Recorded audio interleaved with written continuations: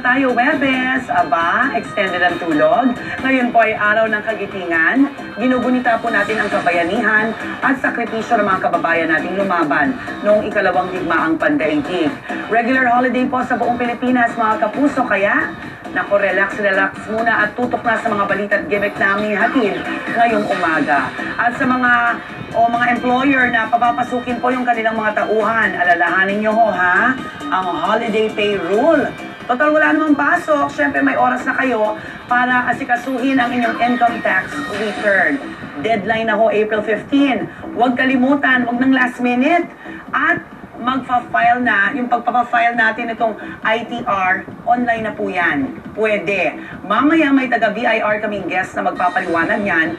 At kung may tanong kayo, i-post lang po sa UH Online Tambayan natin. Huwag nang magpatumpik-tumpik at medyo relax sa ITR. Deadline na po tayo. Kaya mas maaga, mas maganda. Di ba, Igan?